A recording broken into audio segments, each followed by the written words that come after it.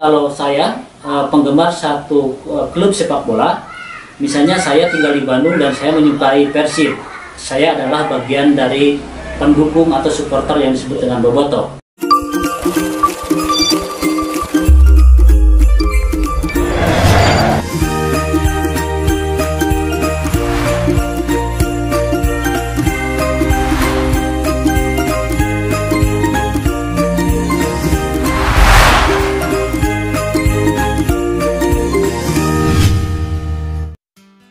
Apa konflik selalu menimbulkan kerugian? Dalam analisis perspektif teori struktural fungsional, bisa dikatakan bahwa konflik adalah sesuatu yang merugikan. Tetapi ada analisis yang lain yang menyebutkan bahwa konflik sebenarnya memiliki fungsi tertentu dan itu bisa memiliki dampak yang bersifat positif. Nah, analisis tersebut itu disampaikan oleh seorang sosiolog yang bernama Lewis Kusser. Nah, sebenarnya analisis ini juga diilhami oleh teori yang lain. Misalnya saya pernah membahas tentang teori yang dikemukakan oleh Simmel yang pembahasannya bisa sobat semua lihat di tayangan sebelumnya. Nah, teori dari Lewis Kusser ini disebut sebagai analisis fungsional tentang konflik karena melihat dimensi fungsional dari sebuah konflik tertentu. Yang ini tentu saja berbeda dengan kalau kita melihat perspektif teori dari struktural fungsional, diantaranya yang dikemukakan oleh Talcott Parsons. Nah, sebelum masuk pada pembahasan bagaimana Lewis Kusser membahas tentang fungsi dari sebuah konflik sosial, saya akan memberikan penjelasan singkat tentang biografi dari sosiolog ini. Lewis Kusser ini lahir di Berlin pada tahun 1913 dan Lewis Kusser meninggal di Cambridge pada tanggal 8 Juli tahun 2003. Ada beberapa perguruan tinggi yang waktu itu menjadi tempat Lewis Kusser berkarir. Di antaranya ada di Universitas Chicago, kemudian ada di Brandeis, kemudian juga ada di New York and Stony Brook. Ini beberapa perguruan tinggi yang juga menjadi bagian dalam kehidupan karir akademik dari Lewis Kusser ini. Ada satu tulisan yang populer dan kemudian menjadi penjelasan tentang teori analisis fungsional terhadap konflik yang berjudul The Function of Social Conflict, atau kalau kita terjemahkan menjadi fungsi dari konflik sosial. Ini juga menjadi satu buku yang menjelaskan bagaimana teori sosiologi yang dikemukakan oleh Lewis Kusser. Nah, sobat semua, dari analisis yang dikemukakan oleh Lewis Kusser kita bisa memahami bahwa sebuah konflik sesungguhnya tidak hanya berdimensi negatif saja. Lalu apa yang dikemukakan oleh Lewis Kusser? Kata Kusser bahwa satu konflik sosial, kalau kita melihat sebuah peristiwa konflik, maka di situ akan membagi pada beberapa kelompok. Misalnya ada satu kelompok A dan kelompok B. Nah, letak dari fungsi dari sebuah konflik adalah, kata Lewis Kusser, itu terbentuk dalam sebuah kelompok yang disebut sebagai in-group, atau perasaan menjadi bagian dalam sebuah kelompok tertentu, atau dalam istilah yang lain bisa disebut sebagai kelompok dalam bahasa Inggris dengan istilah in-group. Nah, ini sebenarnya idenya ada dari sosiologi yang lain yang saya kemukakan di bagian awal, yaitu dari Simmel yang membicarakan tentang konsep in-group dan out-group. Jadi kalau ada sebuah kelompok yang terlibat dalam sebuah konflik, maka perasaan menjadi bagian dalam kelompok tersebut itu akan semakin menguat karena berkonfrontasi atau berkonflik dengan kelompok yang lain. Perbedaannya antara analisis yang dikemukakan oleh Simmel dengan Lewis Kusser adalah terletak pada kalau Simmel melihat analisisnya pada proses timbal balik antara kelompok kita dan kelompok mereka, atau we group dan they group, atau in group dan out group. Nah, yang dilakukan oleh Lewis Kusser itu tidak hanya melihat pada proses timbal balik antara satu kelompok dengan kelompok yang lainnya berkonflik, tetapi pada bagaimana konflik tersebut itu berkontribusi pada perubahan struktur sosial. Nanti saya akan menjelaskan bagaimana sebuah konflik bisa merubah pada proses struktur sosial. Nah, jadi fungsi dari sebuah konflik adalah menguatkan moralitas dari kelompok dalam, atau dengan bahasa lain, biasanya perasaan menjadi bagian dalam sebuah kelompok tertentu itu akan semakin kuat, semakin terasa ketika kelompok tersebut berkonflik dengan kelompok yang lain. Saya ambil ilustrasi, misalnya kalau saya penggemar satu klub sepak bola. Misalnya saya tinggal di Bandung dan saya menyukai Persib. Saya adalah bagian dari pendukung atau supporter yang disebut dengan bobotoh. Biasanya perasaan menjadi seorang bobotoh itu akan semakin menguat dan moralitas kelompoknya itu terasa banget ketika misalnya ada sebuah pertandingan. Misalnya dengan klub yang dekat seperti Persija, maka perasaan menjadi seorang bobotoh itu semakin menguat. Nah, itulah yang dimaksud dengan dimensi konflik atau dimensi fungsional dari sebuah konflik, yaitu menumbuhkan perasaan dalam sebuah kelompok tertentu. Nah, pertanyaan selanjutnya yang juga harus didiskusikan adalah apakah ketika satu kelompok itu berkonflik dengan kelompok yang lain, apakah dalam kelompok dalam atau in groupnya sama sekali tidak ada konflik? Menurut Lewis-Kuser, sesungguhnya ketika satu kelompok itu berkonflik dengan kelompok yang lain dan terbentuk in group pada masing-masing kelompok, tidak berarti bahwa konflik itu menjadi hilang. Nah, sebenarnya konflik adalah merupakan bagian yang inherent dalam kehidupan manusia. Dalam realisasinya itu bisa dalam bentuk apa saja. Misalnya ketika terjadi yang namanya in group dalam sebuah kelompok, konflik itu muncul ketika misalnya ada persaingan antar individu terhadap misalnya akses terhadap sumber daya alam atau terhadap penghormatan atau social approval dari kelompok tersebut. Sebagai ilustrasi saya akan menjelaskan begini.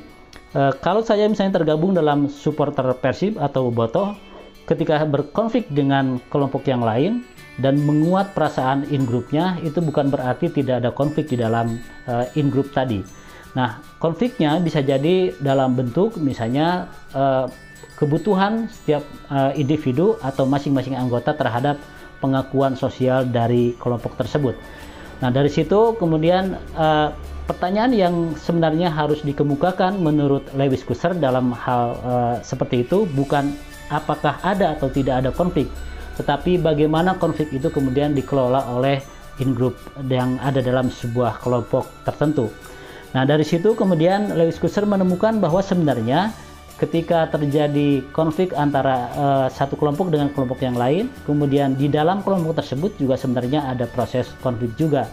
Yang itu bisa kita lihat dalam pengelolaannya menjadi dua kemungkinan. Yang pertama, ada konflik yang dilakukan secara eksplisit, secara terbuka. Jadi dinyatakan begitu saja. Kalau misalnya ada ketegangan, ada kekesalan, ada rasa marah, dalam dinamika kelompoknya ada yang diungkapkan, begitu.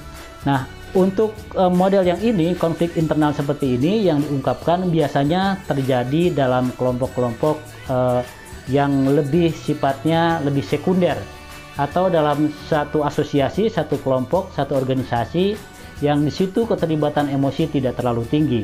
Misalnya kita bisa melihat dalam lingkungan kerja. Jadi dalam lingkungan kerja mungkin keterlibatan perasaan, emosi tidak begitu tinggi dalam hal relasinya karena itu hanya bersifat profesional. Jadi kalau kita ada di kantor atau di ruang kerja, maka hubungan yang bersifat sekunder. Maka di situ kecenderungan untuk konflik itu biasanya akan dinyatakan atau secara eksplisit. Nah, karena itu dalam mekanisme yang bersifat eksplisit mungkin nanti akan ditemukan satu mekanisme bagaimana mengelola atau justru menyelesaikan konflik yang dieksplisitkan. Nah, yang kedua, kemungkinan yang kedua adalah bagaimana mengelola konflik internal dalam sebuah grup tertentu. Itu bisa jadi dengan cara direpresi atau dengan cara dipendam. Nah, biasanya kata Lewis-Kuser, kecenderungan untuk merepresi sebuah konflik dalam asosiasi tertentu atau dalam kelompok tertentu itu terjadi pada kelompok-kelompok yang bersifat primer. Nah, kelompok primer itu diantaranya ditandai oleh keterlibatan emosi yang sangat tinggi, keterlibatan dari masing-masing individu terhadap perkumpulan, terhadap asosiasi seperti itu. Nah, dengan tingginya emosi yang ada dalam kelompok seperti itu, maka kemungkinan masing-masing anggota akan memendam atau merepresi bentuk-bentuk konflik yang ada. Nah, contoh yang mudah kita melihat pola-pola bagaimana sebuah asosiasi atau perkumpulan itu merepresi perasaan atau merepresi konflik itu biasanya ada dalam keluarga. Kita bisa membayangkan bahwa keluarga adalah sebuah kelompok kecil, unit kecil dalam masyarakat yang di situ terdiri dari beberapa orang dan keterlibatan emosi itu sangat tinggi di dalam asosiasi yang namanya keluarga. Nah, umumnya dalam keluarga itu dipendam, direpresi, dan dianggap menjadi sesuatu yang tidak ada. Nah, dari situ kemudian ada analisis yang lain yang disampaikan oleh Lewis Kusser, apakah ketika satu konflik tertentu dalam kelompok yang bersifat intim, dalam kelompok yang bersifat primer, ketika dipendam apakah konfliknya menjadi tidak ada. Kata Lewis Kusser, sesungguhnya konfliknya bisa tetap ada, tetapi cara mengelolanya tidak dengan diungkapkan, dieksplisitkan dalam sebuah perilaku, dalam sebuah tindakan tertentu. Nah, lalu apa konsekuensi jika sebuah konflik itu dipendam? Misalnya dalam sebuah kelompok atau asosiasi yang sifatnya intimate atau bersifat primer, di mana keterlibatan emosi sangat tinggi. Nah, kemungkinan yang pertama adalah akan terjadinya putusnya hubungan antara orang-orang yang ada dalam sebuah asosiasi yang primer tadi. Nah, biasanya hal ini akan terjadi ketika ketika perasaan itu dipendam, lalu nanti akan memunculkan atau menunggu satu momentum tertentu, dan kemudian perasaan yang tadinya dipendam itu akan meledak begitu saja menjadi sebuah emosi yang sangat besar. Itu resikonya kalau konflik itu dipendam atau direpresi. Dan kita bisa melihat misalnya banyak sekali kasus-kasus perceraian yang awalnya itu bermula dari permasalahan atau konflik-konflik internal yang kemudian dipendam, tapi kemudian ada satu hal yang memantik atau memicu perselisihan menjadi pembuka bagi perasaan-perasaan konflik yang terpendam selama itu. Jadi itu resikonya, yaitu terputusnya sebuah hubungan. Nah, memang kemungkinannya adalah bisa jadi bubar, atau dalam hal keluarga misalnya bercerai. Konsekuensi kedua ketika konflik itu dipendam adalah akan adanya proses peralihan dari sikap permusuhan, dari sikap konflik tersebut pada hal yang lain. Dan ini misalnya bisa kita lihat pada banyak perilaku orang-orang yang berkonflik kemudian mengalihkan perasaan permusuhannya pada hal yang lain, misalnya dengan ucapan-ucapan yang bersifat sindiran misalnya, atau juga dengan ungkapan-ungkapan yang bentuknya mengkambing hitamkan orang lain. Jadi sesungguhnya apa yang dikambing hitamkan bukan dari arah konflik itu, tetapi itu adalah pengalihan dari konflik yang dipendam.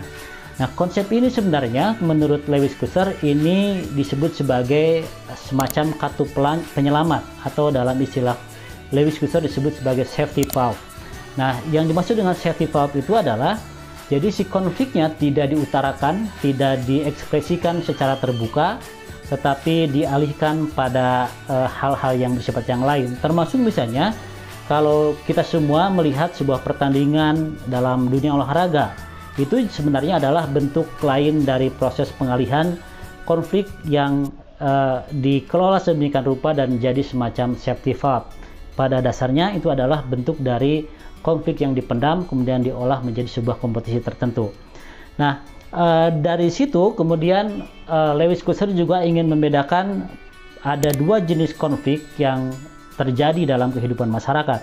Yang pertama ada yang disebut dengan konflik yang realistik. Nah, konflik yang realistik adalah suatu alat untuk tujuan tertentu. Jadi kalau tujuannya tercapai, maka bisa menghilangkan penyebab konflik tersebut. Misalnya, kalau ada sebuah konflik yang itu didasarkan karena perebutan tanah misalnya, atau perebutan wilayah. Nah, ketika wilayah tersebut sudah dapat diambil, sudah dapat direbut, maka konflik tersebut bisa dengan sendirinya hilang. Tetapi ada juga konflik dalam bentuk yang lain, kata Lewis Kusser disebut sebagai non-realistik. Dan yang non-realistik ini adalah satu ungkapan permusuhan sebagai tujuan itu sendiri. Jadi bukan seperti yang realistik, di mana kalau tujuan dari konflik itu sudah terpenuhi maka akan selesai. Yang non-realistik itu justru sebaliknya. Jadi kalaupun satu tujuannya sudah tercapai, itu bukan menyelesaikan dari sebuah permasalahan. Jadi dalam yang konflik non-realistik ada yang disebut sebagai upaya membelokkan dari objek konflik yang sebenarnya ke hal yang lain.